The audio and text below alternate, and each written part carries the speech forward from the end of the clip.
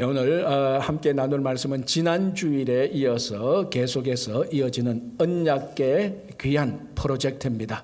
자, 지난 주일날 다윗이 왕이 되고 이제 통일 왕국의 왕이 되고 다윗성을 마련하게 됩니다. 그리고 다윗성을 마련하고 난 다음에 제일 먼저 한 것이 기럇 여아림에 있는 언약궤를 이제 모셔오는 겁니다. 그런데 언약궤를 모셔올 때 우리가 지난주 살펴봤다시피 이게 율법에 정한 대로가 아니고 블레셋 스타일, 그러니까 블레셋 사람들이 언약궤를 이스라엘로 돌려보낼 때 했던 그 방법, 새 수레에 싣고 또 이 수레를 소가 끌게 하고 그런 잘못된 방법으로 언약궤를 이동하던 중 나곤의 타작마당에 이르러자 그 언약궤를 실은 수레를 끄는 소가 뛰니까 그 옆에 가장 가까이 있던 우사가 그 언약궤가 떨어지지 않도록 흔들리지 않도록 붙잡는 순간에 적사해 버렸습니다. 자, 그래서 우리가 지난주에 이 말씀을 보면서 분명히 이 장면만, 이 일어난 일만 보면은 하나님은 공포의 하나님이 분명합니다. 심판과 공포의 하나님이지만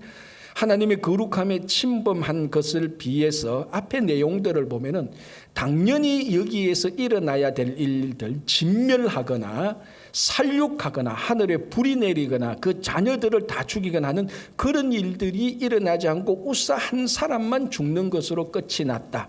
진멸과 살육, 불심판이 일어나지 않는 것에 대한 은혜가 있다. 거기에 하나님의 긍휼함이 있다는 것을 우리가 살펴봤습니다. 자, 여기서부터 이제 오늘 본문이 시작됩니다. 자, 다윗은 언약궤가 가는 곳마다 하나님의 진노가 임한다는 것을 오늘 또 경험합니다. 자, 이미 70년 전에, 다윗이 태어나기 전입니다. 사실은 다윗이 태어나기 전에 아까도 제가 잠시 말씀을 드렸다시피 이스라엘과 블레셋과의 전쟁에서 블레셋이 이기고 이스라엘의 언약궤를 빼앗아 갔다가 블레셋 사람들이 섬기는 신상이 있는 산당에 언약궤를 안치해 놓은데 그 신당이 다 부서지고 깨지고 넘어지고 그리고 그 도시에 재앙이 나고 그래서 블레셋 사람들이 이 언약궤를 이스라엘 베세메스로 돌려보냈는데 베세메스 사람들이 언약궤를 보는 바람에 5만 70명 또는 5만 명 뺀다 할지라도 살육이 일어났다는 것을 다윗이 알고 있습니다. 모를 리가 없죠. 우리도 지금 알고 있는데. 그리고 또 다윗은 블레셋에서 한동안 도피 생활을 했기 때문에 그 블레셋에서 언약궤가 언약궤와 관련된 일어났던 일들 다윗이 다 압니다. 자, 다윗이 베세메스 사건도 들었고 블레셋 도시 산당에 일어났던 언약궤와 관련된 일을 들었습니다. 그런데 이제 오늘 이 사무엘하 6장에서 다윗 스스로가 언약궤를 가지고 올 때 이 언약궤를 만졌던 우사가 그 자리에서 적사하는 것을 다윗이 실제로 경험을 하게 됩니다. 이미 그 전에 블레셋 사람들, 베세메스 사람들에게 하나님의 진노와 언약궤 때문에 언약궤 때문에 진노와 저주가 있었다는 것을 들어서 알았는데 이번에는 다윗이 실제로 언약궤를 같이 가지고 오면서 거기서 다윗이 실제로 경험을 하게 됩니다. 그러니까 이것이 아무리 다윗이라 할지라도 겁이 나지요. 공포스럽죠. 그래서 오늘 여기 6장 10절을 보면 이렇게 되어 있습니다. 다윗이 여호와의 궤를 옮겨 다윗성 자기에게로 메어 가기를 절겨하지 아니하고 가드 사람 오벳에돔에 메어 간지라. 자, 그 앞에 9절을 보겠습니다. 다윗이 그날에 여호와를 두려워하여 이르되. 다윗이 진짜로 언약궤에 하나님의 진노가 임하는구나, 저주가 임하는구나. 그것을 다윗이 직접 그 현장에서 경험하니까 여호와를 두려워했습니다. 공포의 하나님을 느꼈습니다. 그래서 어떻게 합니까? 이 언약궤를 다윗성으로 옮겨오는 것을 스탑시키고 그 근처에는 오벳에돔의 집에 임시적으로 안치시켰습니다. 자, 그런데 이제 오늘 본문이 여기서부터 시작되는 거죠. 오벳에돔의 집에 언약궤가 3개월 동안 안치되어 있는데 이게 예상치 못했대로 오벳에돔의 집에 하나님께서 복을 주시는 겁니다. 그 3개월 동안. 자, 여기서 이제 우리가 한두 가지 알 수 있는 게 있습니다. 첫 번째 뭡니까? 언약궤 자체가 하나님의 진노와 저주가 아니라는 것입니다. 사실 언약궤 자체는 하나님의 임재의 상징이요, 하나님께서 함께 임재하는 것 자체가 복입니다. 그런데 블레셋 사건, 베세메스 사건, 베레스 우사 사건 전부 다 하나님의 진노가 저주가 임한 겁니다. 그건 언약궤 때문이 아니고 언약궤를 잘못 다룬 사람의 잘못 때문입니다. 마찬가지로 하나님의 진노와 저주가 일어날 때는 하나님의 성품과 하나님의 분노 때문에 그런 일이 일어나는 게 아니고 블레셋 사람들, 베세메스 사람들, 우사가 언약궤를 잘못 다룬 것처럼 사람의 잘못, 사람의 악행이 있기 때문에 하나님의 진노와 저주가 일어난 것입니다. 자, 우리 아직까지 신년 아닙니까? 1월 셋째 주일이니까 올 한 해를 열면서 아직까지 여전히 우리 가정과 개인과 가정과 여러분 일터와 우리 교회 공동체와 우리가 살고 있는 이 사회, 국가, 전 인류 공동체 속에 여전히 하나님의 진노가 남아 있습니다. 그거는 하나님의 성품 때문이 아니고 우리의 잘못 때문입니다. 그래서 하나님의 진노가 일어날 때마다 하나님 왜 이러십니까? 하나님께 따지고 하나님께 원망하는 것이 올바른 태도가 아니고 그 하나님의 진노가 일어날 때마다 우리가 하나님께 무엇을 잘못했는지 회개해야 되는 겁니다. 여러분, 하나님의 진노가 일어날 때 사람들이 회개하는 것은 결코 부끄러운 일이 아닙니다. 그거는 피조물이 하나님의 진노를 받게 될 때에 회개하는 것은 피조물의 고결함이 다시 회복되는 순간입니다. 정말 미천하고 비루한 것은요, 하나님의 진노가 임하는데도 이 핑계 저 핑계 이런 변명 저런 변명으로 해서 그 진노를 회개하지 않고 진노를 어떻게 해야든지 피해 가려고 하는 그런 심령이 정말로 미천하고 비루한 것입니다. 그래서 여러분, 우리 각자와 가정과 우리가 속해 있는 모든 공동체에 아직 하나님의 진노가 있다면 하나님 이게 왜 그렇습니까? 라고 묻기 전에 우리가 먼저 하나님께 회개함으로 우리의 잘못을 깨닫고 회개함으로 올 한 해를 시작하시기 바랍니다. 자, 지난주를 또 말했고 조금 또 말했지만 베레스 우사 사건에서는 하나님의 드러나지 않는 일어나지 않은 하나님의 은혜가 있었다고 말했습니다. 자, 이제 오벳 에돔의 언약궤가 도착했을 때는 거기에는 명백하게 보이는 일어나는 하나님의 은혜, 하나님의 복이 임했습니다. 그래서 오늘 본문을 보면 오벳 에돔에 3개월 동안 복을 주셨다는데 무슨 복인가 하면요, 역대상 26장을 보면은 이 오벳 에돔의 족보가 나옵니다. 이 오벳 에돔, 언약궤를 받아들였던 오벳 에돔의 족보가 나오는데 거기 보면은 오벳 에돔의 아들이 8명이 나오고 그 후손의 이름이 62명이 나옵니다. 자녀의 복을 받은 것이죠. 자, 구약 시대의 3대 복, 장수, 땅, 자녀. 이 오벳 에돔은 자녀의 복을 받게 되는데 그 다음에 이 8명의 자녀와 62명의 자녀에 대해서 뭐라고 증거하는가 하면은 이 사람들은 큰 용사라, 능력이 있는 자라, 그리고 직무에 합당한 자라고 말합니다. 자, 이 오벳 에돔의 후손들이 무슨 직무를 맡았는가 하면은 역대상 26장을 보면 성전 문지기의 직무를 받았습니다. 오늘날 성전 문지기 그러니까 그 미천한 우리말로 하면 관리 수위 이 정도가 아니냐라고 생각할 수 있지만 이 당시에 성전 문지기는 레위인이 찬양을 위해서 따로 선택을 받은 것처럼 성전 문지기를 위해서도 하나님께서 따로 선택해서 문지기 일을 하나님께서 맡깁니다. 그러니까 굉장히 거룩하고 고결한 직분입니다. 오벳 에돔의 자손들이 그 일을 하고 있었는데 그 직무에 적당하게 그 직무에 능한 자다. 그리고 그 자녀들이 큰 용사였고 다 능력이 있는 자라. 여러분, 이거 우리들이 자녀들을 위해서 우리 자녀손들을 위해서 기도하는 기도 제목들 아닙니까? 그 복을 오벳 에돔이 받았습니다. 자, 이제는 명백하게 오벳 에돔이 받은 복은 일어난 복, 우리 눈에 보이는 복입니다. 자, 우리는 오늘 이 사무엘하 6장 언약궤에 관련해서 두 가지 종류의 복을 봅니다. 첫 번째는 일어나지 않았던 복, 베레스 우사 사건을 통해서 살육과 진멸이 일어나야 되는데도 일어나지 않았던 그 하나님의 은혜와 긍휼을 보고, 오벳 에돔의 집에 언약궤가 드러나니까 그 자녀와 자녀들이 용사요 능력이 직무에 능한 일어난 일에 대한 일어난 일, 보이는 은혜와 긍휼을 보게 됩니다. 올 한 해 동안 여러분들의 가정에 일어나지 않는 하나님의 은혜와 긍휼, 일어나는 하나님의 은혜와 긍휼이 다 함께 임하기를 간절히 바랍니다. 그건 이 언약궤를 잘못 다루는 사람에게 일어나는 것이 아니고 하나님의 임재를 기쁨으로 받아들이는 사람에게 일어나는 일, 보이는 하나님의 은혜가 임하게 될 것입니다. 자, 이제 오벳 에돔의 집에 하나님의 은혜가, 하나님의 복이 임했다는 소식을 다윗이 들었습니다. 지금까지 다윗이 들었던 얘기하고 완전히 상반되는 겁니다. 지금 그것은 블레셋, 베세메스 사건, 자기가 겪었던 베레스 우사 사건인데 오벳 에돔의 집에 하나님의 복이 임하니 다윗이 생각이 바뀌는 겁니다. 그래서 다시 이 언약궤를 다윗성으로 가져다 오는 귀한 프로젝트를 다시 진행합니다. 그래서 오늘 사무엘하 6장을 보면은 다윗이 6걸음을 가고 7번째 쉬고 뭐 또 번제를 드리고 또 6번째 가고 이렇게 되어 있는데요. 역대상 15장 15절, 오늘 이 본문을 똑같이 다루는 역대상 15장 15절에는요. 다윗이 오벳 에돔의 집에서 언약궤를 가지고 나올 때 어떻게 가져 나왔는가 이렇게 기록되어 있습니다. 제가 읽어드릴게요.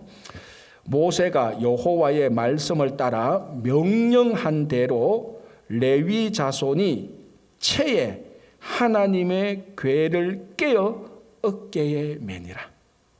이제 정상으로 돌아온 거예요. 그 처음에는 블레셋 스타일로 옮겼죠.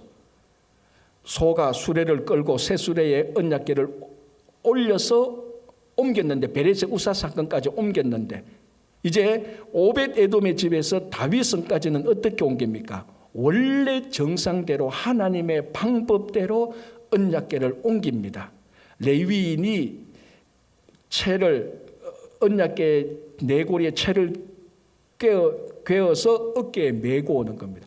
자, 정상적인 방법으로 오벳 에돔의 집에서 언약궤를 옮기니 다윗성까지 아무런 문제 없이 은혜롭게 축제 가운데서 이 언약궤가 다윗성으로 들어옵니다. 자, 다윗성으로 들어왔을 다윗이 어떻게 하는가?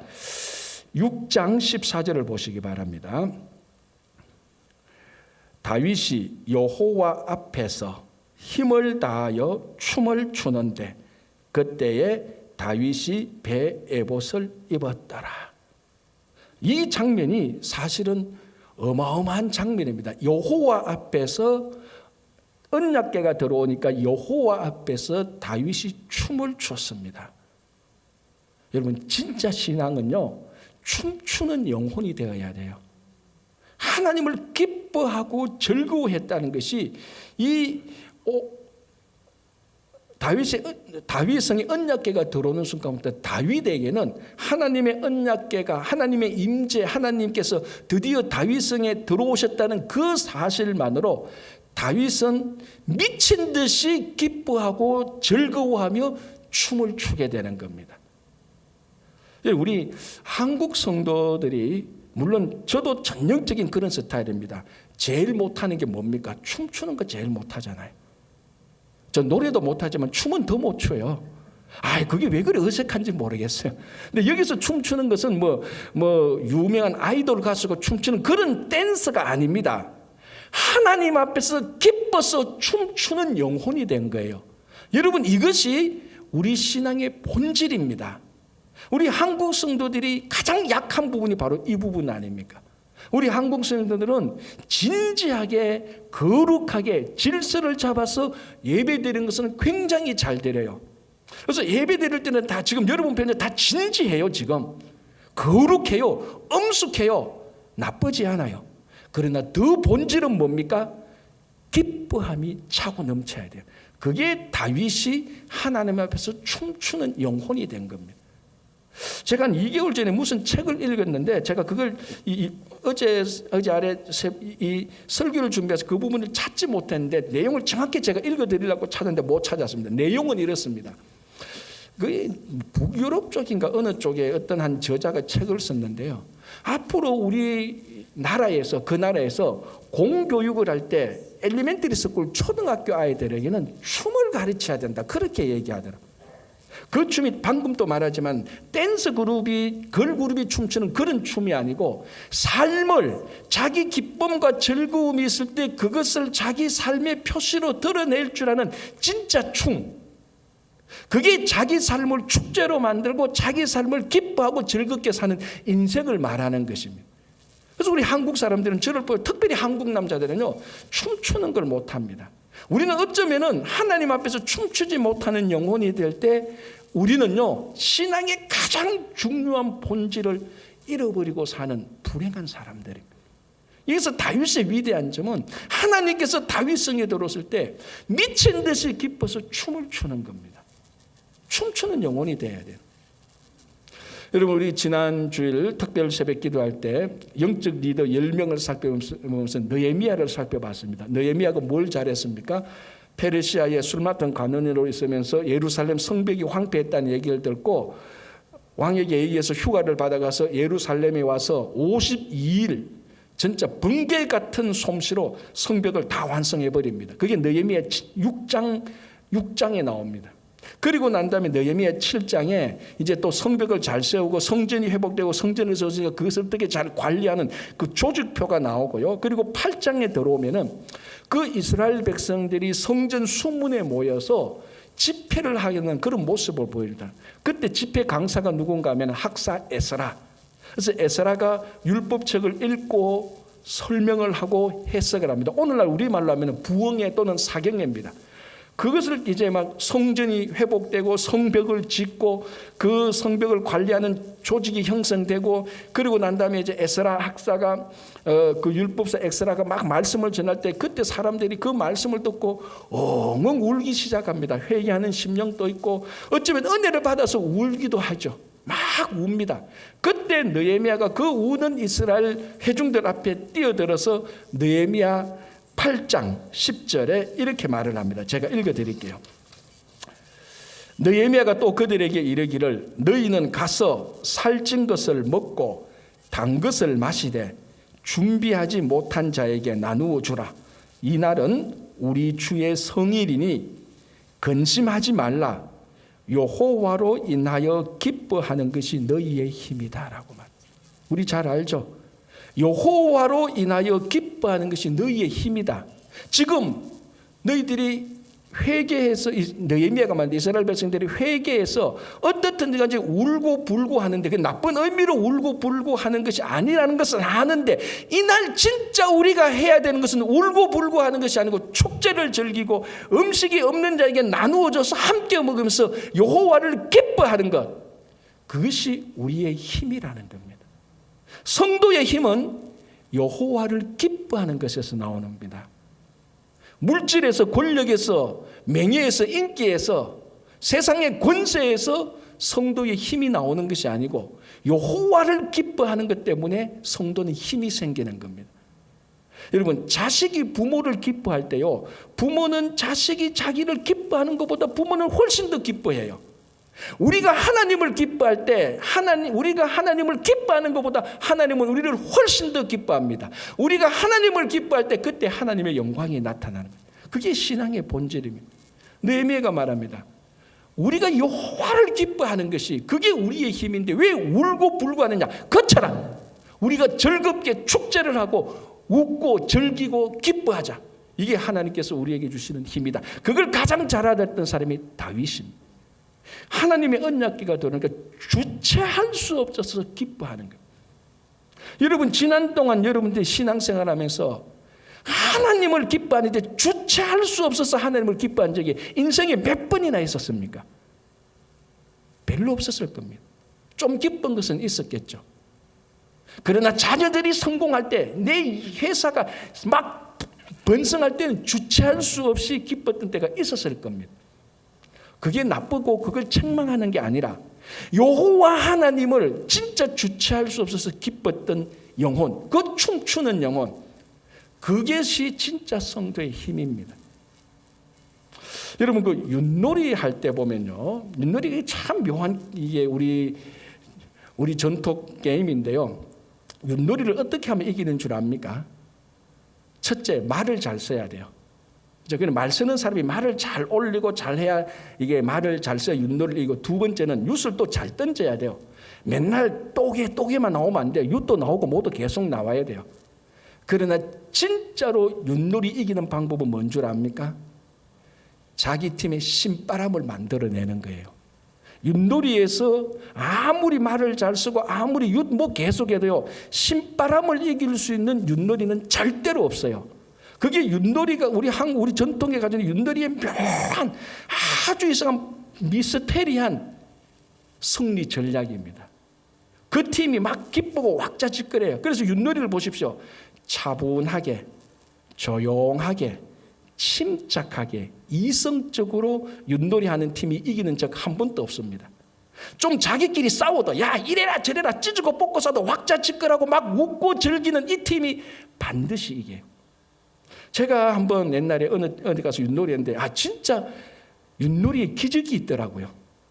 A팀과 B팀이 있는데 A팀이 보통 이제 말이 4마리 하잖아요. 말 3마리가 났어. 한 마리는 이제 이미 6판에 중간까지 갔어요. B팀은 2마리밖에 안 나고 2마리가 있는데 아직 시작도 못했어. 그래서 B팀이 윷을 딱 던지는데 이 갈길을 먼저 또가 나와. 그런데 이 팀은 하니까 여기서 걸 나오고 3개 가고, 또 이 팀이 하니까 또가 나와. 어떻게 해야 돼요? 합쳐야죠. 말을 잘 써야 된다 그러잖아. 합쳤어. 그런데 갈 길이 얼마나 많아. 이 길은 또 한다. 또 글이 나오니까 어디 되는가 하면은 유판이 마지막 났는데 거기에 딱 온 거예요. 보이죠, 유판이? B팀은 2개 뭉쳐서 또에 가가 있고 A팀은 다 돌고 마지막에 딱 있어요. 그런데 B팀에 신바람이 나기 시작한 거예요. 한 명이 뭐라고 말하는 줄 압니까? 백도 하는 거야. B팀이 막 신바람이 일어나는데 한 사람이 윷을 잡고 딱 던졌는데 백도 나오는 거예요. 그래서 백도가 뒤집어서 잡고 나서 금방 이긴 거예요. 거짓말 같죠? 윷놀이는 신바람이 이기는 거예요.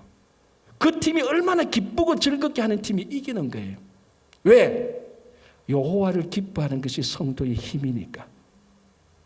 윷놀이는 기뻐하고 즐거워하는 팀이 반드시 이기도록 돼서, 그걸 우리 한국말로 신바람이라고 말하죠. 여러분, 정말 행복한 교회가 어떤 교회인 줄 압니까? 사람들이 많이 모이고 조직이 계속 커지고 재정이 많은 교회, 물론 좋은 교회예요. 진짜 좋은 교회는 그 교회의 성도들이 하나님을 기뻐하는 성도들이 모인 교회가 진짜 좋은 교회예요. 그게 제일 건강한 교회예요. 가끔 이제 목사님들, 우리 동기들, 선배들하고 얘기하죠. 처음에 부목사일 때는 제일 좋은 목사는요, 큰 교회 부목하는 사람이 제일 좋은 목사였어요. 한국에서는 탑3 안에 들어가는 그 교회 부목사.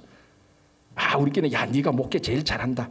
그리고 어느 정도 중간쯤 가면은 이제 자기가 교회를 부흥시킨, 큰 교회로 부흥시킨 목사. 야, 너 진짜 능력 있고 목회 잘한다. 세 번째 이제 은퇴 정도 되고 은퇴하고 난 다음에 제일 목회 잘하는 목사가 누군 줄 압니까? 교회 크고 작고 아무 신경 안 써요. 내 한평생 목회를 하면서 진짜 내 기뻤다.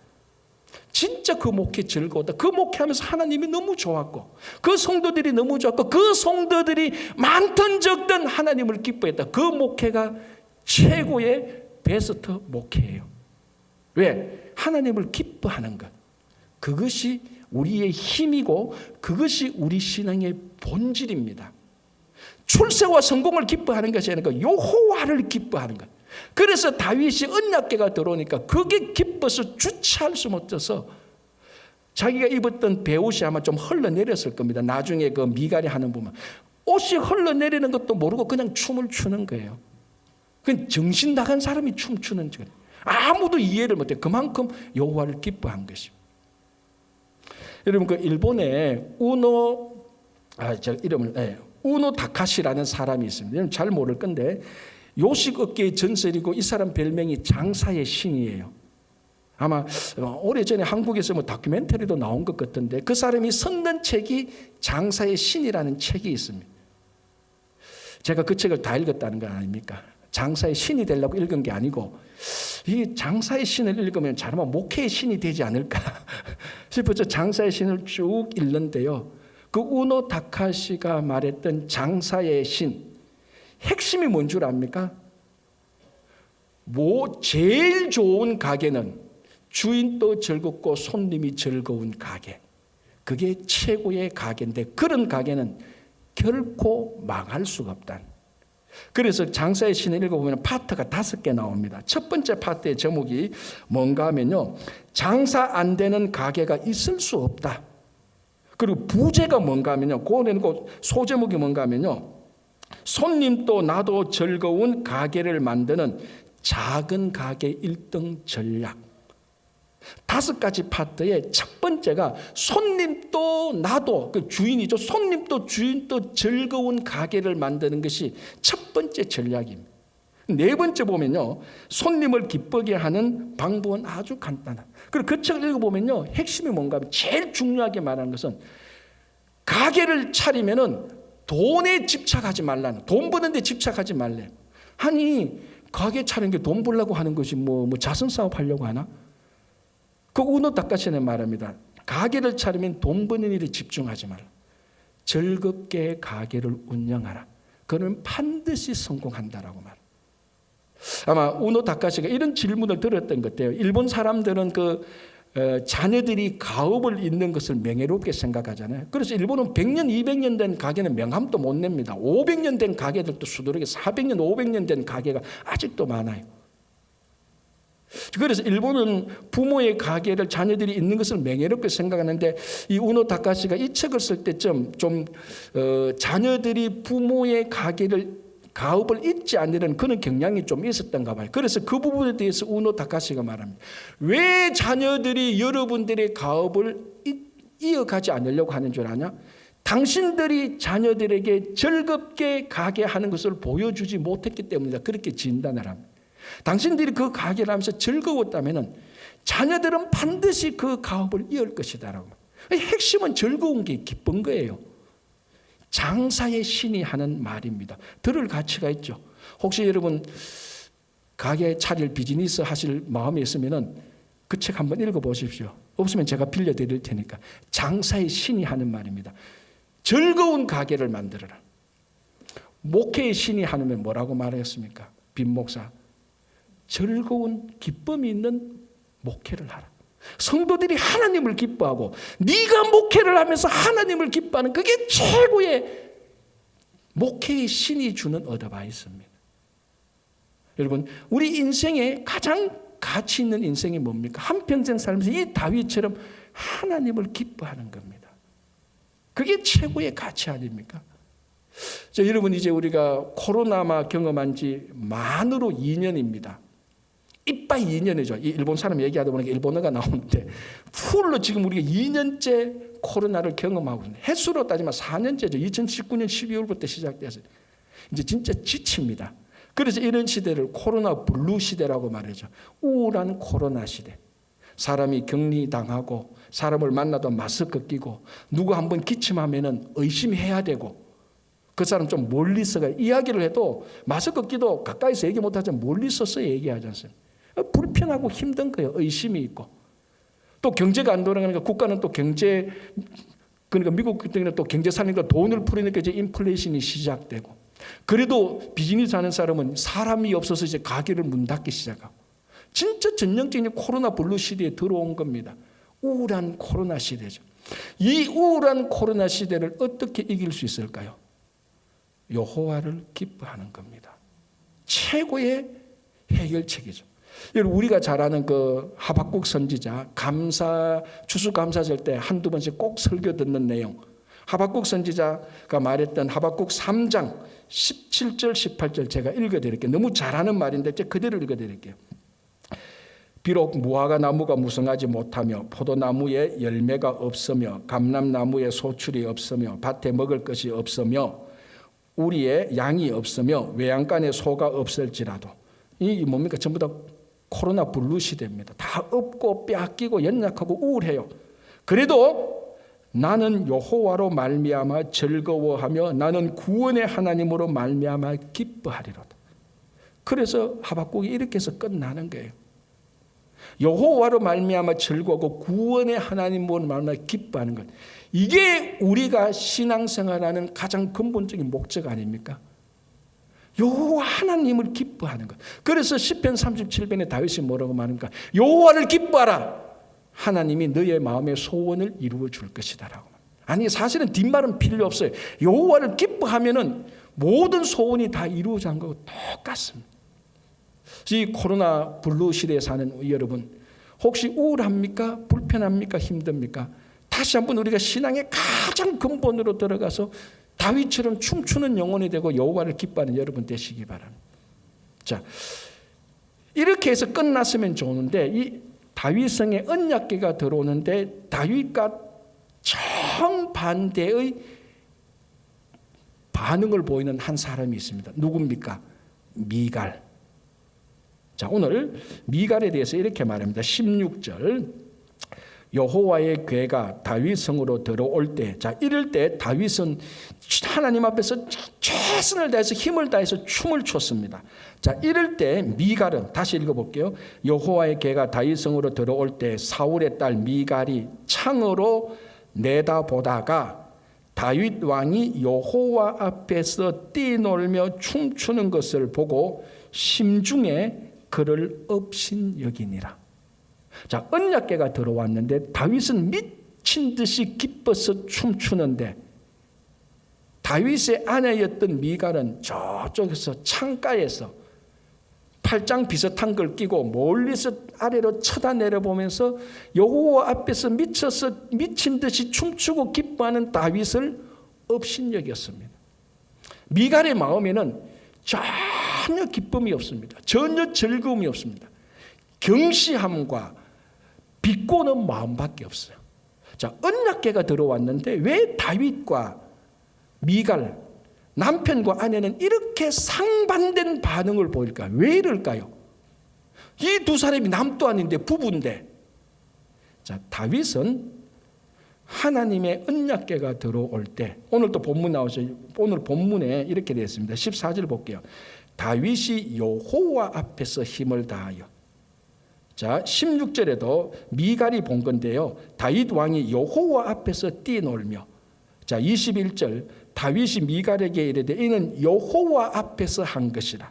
21절 끝부분에 이스라엘의 주권자로 삼았으니 내가 여호와 앞에서 뛰놀리라. 자, 언약궤가 들어왔을 때 다윗은 여호와 앞에서 진짜 주체할 수 없을 정도의 기뻐 뛰놀았습니다. 그래서 다윗은 어디 있습니까? 언약궤가 들어올 때 백성들과 언약궤와 함께 여호와 앞에 있었습니다. 여기는 기쁨이 넘칠 수밖에 없는 거죠. 하나님께서 함께 하시는데 기쁨이 넘칩니다. 자, 미갈은 왜 경시하고 업신여기고 비꼬는 마음이 있는가? 오늘 보십시오. 언약궤가 들어오는데 멀리 떨어져서 창문으로 내다보고 있습니다. 언약궤가 있는 장소와 백성들이 있는 장소와 여호와 앞에서 멀리 떨어져 있습니다. 방관자의 입장이죠. 팔짱 끼고 아주 시니컬한 인상으로 씩 쳐다보면서 업신여깁니다. 하나님과 백성과 언약궤로부터 이미 분리되었고 창문을 통해서 위에서 아래로 내리 깔아보고 있습니다. 그리고 미갈에 대해서 뭐라고 말하는 줄 압니까? 세 번 보십시오. 16절 여호와의 궤가 다윗 성으로 들어올 때 사울의 딸 미갈. 자, 그리고 20절 다윗이 자기의 가족에게 축복하러 돌아오매 사울의 딸 미갈이. 23절 그러므로 사울의 딸 미갈이 죽는 날까지. 미갈 앞에 마치 호처럼 따라다니는 게 뭡니까? 사울의 딸. 지금 미갈은 사울의 딸이지만 다윗의 아내예요. 다윗의 아내란 말은 일체 언급하지 않고 사울의 딸 미갈이라고 말합니다. 다윗은 여호와 앞에서 언약궤와 백성들과 함께 했습니다. 미갈은 사울의 딸로서 해석하면 사울 앞에서 사울과 함께 언약궤를 보고 있습니다. 즉 다윗은 여호와의 눈을 통해서 언약궤를 보는 반면에 미갈은 자기 아버지 사울 왕의 눈을 통해서 언약궤를 봅니다. 그러면 사울 왕은 언약궤를 어떻게 봤느냐? 사울이 왕이었을 때 사울은 단 한 번도 언약궤에 대해서 생각한 적 없습니다. 언약궤가 어디 처박혀 있는지도 생각 못했던 것이 사울 왕이었어요. 언약궤에 대해서 일체 관심이 없었어요. 사울 왕은 어디에만 관심이 있었습니까? 그저 다윗 하나 잡아서 죽이려고 10년 이상을 하나님의 언약궤에 대해서는 일체 생각하지 못하고 무관심했던 사울, 다윗만 잡아 죽이려고 했던 사울, 그 생각과 그 관점과 그 해석을 미갈이 똑같이 하고 있습니다. 그래서 사울의 딸이라고 말합니다.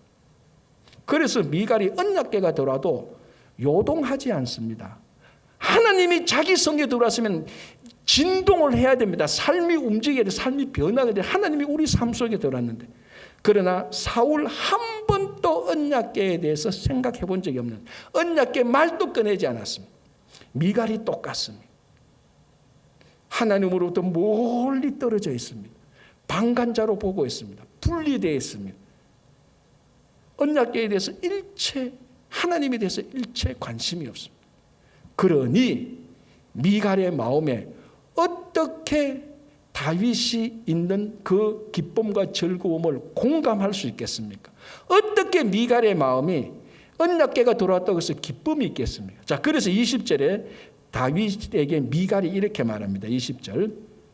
다윗이 자기의 가족에게 축복하러 돌아오며 사울의 딸 미갈이 나와서 다윗을 맞으며 이르되 이스라엘 왕이 오늘 어떻게 영화로우신지 비꼬죠. 왕이시여 오늘 참 영화로웠습니다. 내가 보니까 참 잘했어요. 비꼬는 거예요.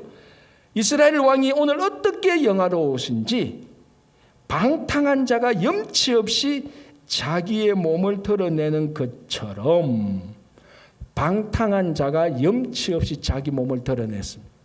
요거는요, 요 패턴에 가장 맞았던 사람이 있었습니다. 누굽니까? 노아. 포도주를 진탕 먹고 취해가지고 자기 장막에 들어가서 옷을 다 벗어버리고 취해서 자고 있었습니다. 그걸 함이 보고 아버지의 수치를 발견했습니다. 그걸 덮어주지 않고 밖으로 나가서 셈과 야벳을 데리고 와서 아버지의 수치를 계속해서 더 드러냈습니다. 지금 미갈이 다윗에게 하고 있는 게 이것입니다. 아까 제가 얼핏 말씀드렸다시피 아마 다윗이 언약궤가 들어오니까 주체할 수 없는 기쁨으로 제사장에 있는 배 에봇을 입고 나갔습니다. 이게 어떤 사람은 제사장이 있는 속옷이다라고 말하기도 하고, 어떤 사람은 아마 에봇을 입고 있는데 너무 기뻐서 춤추니까 에봇이 좀 흘러내렸을 것이라고 말합니다. 어쨌든 그것이 속옷이든 좀 흘러내리시든 미갈의 눈에는 염치 없이, 방탕한 자가 염치 없이 왕이 자기의 몸을 드러냈다라고 말합니다. 함이 아비의 몸을 드러냈다고 수치를 드러낸 것처럼 미갈이 자기 남편이며 이스라엘의 왕이며 하나님의 기름 부은 자의 그 수치를 감추어 주지 않고 드러내고 있는 것입니다. 사실은 노아는 술 취해서 자기 몸을 누더로 자고 있었지만 다윗은 사실은 노아하고 비하면 훨씬 더 건전했죠. 그런데 미갈은 함이 노아의 수치를 공격한 것처럼 미갈은 똑같이 다윗의 수치를 공격하고 있습니다. 자, 오늘 여기서 볼 때 그래서 결국 이 미갈은 다윗을 존중히 여기지 않습니다. 하나님을 기뻐하는 다윗을 미갈이, 사울의 딸 미갈이 다윗을 아주 무시하게 되는 겁니다. 여러분 그 사무엘상 2장 3절을 보면은 하나님께서 엘리와 그 엘리 제사장의 두 아들에게 이렇게 말합니다. 하나님이 나를 존중히 여기는 자는 존중히 여겼고 나를 경멸히 여기는 자는 내가 수치를 당하게 하리라고 말합니다. 그래서 엘리의 제사장 두 아들이 어떻게 하는가 하면은 제사를 드릴 때 이 두 아들이 홈리와 비느하스가 자기 사환 종을 시켜서 제사를 드릴 때 살 3개 달린 갈고리 갈고리를 가져가서 고기를 쿡 찍어서 찍히는 고기를 다 가져와서 자기가 먼저 먹었습니다. 이건 하나님의 제사를 경멸히 여기는 거죠.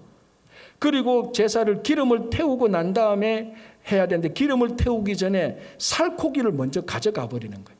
하나님의 제사를 완전히 경멸하게 하는 거예요. 그리고 이 홈리와 비느하스가 회막에서 수종되는 여인과 동침하게 됩니다. 이걸 보고 하나님께서 나를 존중히 여기는 자는 존중히 여기지만 나를 경멸히 여기는 자는 내가 수치를 당하게 하겠습니다. 이 두 아들이 하나님을 경멸히 여겼습니다. 왜? 하나님의 일을 존중하지 않았습니다. 하나님의 일을 하는 회막되는 수종되는 여인을 존중히 여기지 않았습니다. 자기 성노리개로 생각했습니다. 여러분, 우리가 하나님을 존중히 여긴다는 건 뭡니까? 보이지 않는 하나님을 존중히 여긴다는 것은 하나님의 사역을 귀하게 여기는 겁니다. 하나님의 사람들을, 우리 형제 자매들을 귀하게 여기는 겁니다. 하나님의 사역을 무시하는 것, 하나님의 사람을 무시하는 것, 그게 하나님을 존중히 여기지 않고 경멸하는 겁니다. 지금 미갈이 다윗을 그렇게 한 것입니다. 그래서 하나님을 경멸히 여기는 엘리의 두 아들을 블레셋과의 전쟁에서 두 아들을 다 죽여버립니다. 하나님께서 심판해버린 거죠. 오늘 미갈이 23절에 그러므로 사울의 딸 미갈이 죽는 날까지 그에게 자식이 없으니라. 하나님을 존중히 여기지 않는 미갈을, 하나님의 사람 다윗을 경멸히 여겼던 미갈을, 하나님을 기뻐하는 것을, 신앙의 본체와 본질을 경시하는 미갈을 하나님은 경멸히 여긴다고 생각했습니다. 그래서 엘리의 두 아들에게 저주를 내린 것처럼 하나님은 사울의 딸 미갈에게 저주를 내려서 자식이 없도록 만들어버린 것입니다. 여러분, 우리가 앞에서 다윗이 베레스 우사 사건 전에 언약궤를 옮기는 잘못된 방법이 있었습니다.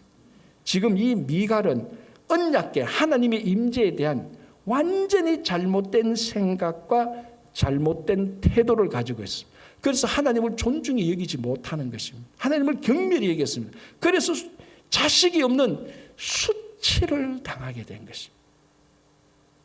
여러분, 하나님의 일로부터 분리돼서 멀리 떨어지면 떨어질수록, 그리고 하나님의 일을 경멸히, 그 일이 크든 작든 경멸히 여기면 여길수록 우리는 사울의 딸 미갈의 자리로 자꾸 들어가게 됩니다. 그래서 하나님을 기뻐하는 것을 알지도 못하고 우리도 누리지도 못하게 되는 정말 비루하고 미천한 미갈처럼 되는 것입니다.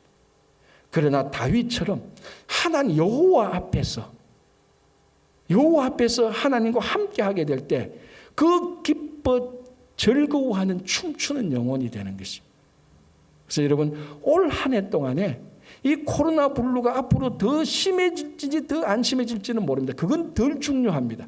정말 올 한 해 동안 중요한 것은 여러분 모두가 다윗처럼 춤추는 영혼이 되시기를 바랍니다. 진짜 하나님을 기뻐해서 더 이상 이 세상에 어떤 것도 소망을 걸어두지 않을 정도로 하나님을 기뻐하는 그런 영혼이 되어서 하나님을 기뻐하는 것이 주체할 수 없어서 올 한 해 동안 2021년 동안 정말 주체할 수 없는 하나님의 기쁨을 누렸다는 올 한 해가 되기를 간절히 바랍니다. 기도하겠습니다. 하나님 감사합니다. 참 우리가 하나님을 즐거워할 줄 모르고 하나님을 기뻐할 줄 모르고 하나님 앞에서 춤추는 영혼이 되지 못합니다. 주님, 오늘 우리가 이 다윗처럼 하나님 앞에서 하나님의 임재를 기뻐 누리는 그런 춤추는 영혼들, 춤추는 교회, 춤추는 가정, 일터, 성도가 다 될 수 있도록 도와주시고, 우리가 어떤 일이 있어도 미갈의 자리로 들어가지 아니하고 하나님으로부터 멀리 떨어지지 아니하고 하나님의 일을 경멸히 여기지 아니하고 하나님의 기쁨을 무시하지 않는 성도들이 다 될 수 있도록 도와주시고, 올 한 해 동안 우리에게 일어나지 않는 은혜와 일어나는 은혜를 다 누리게 하여 주시옵소서. 예수님 이름으로 기도합니다. 아멘. 405장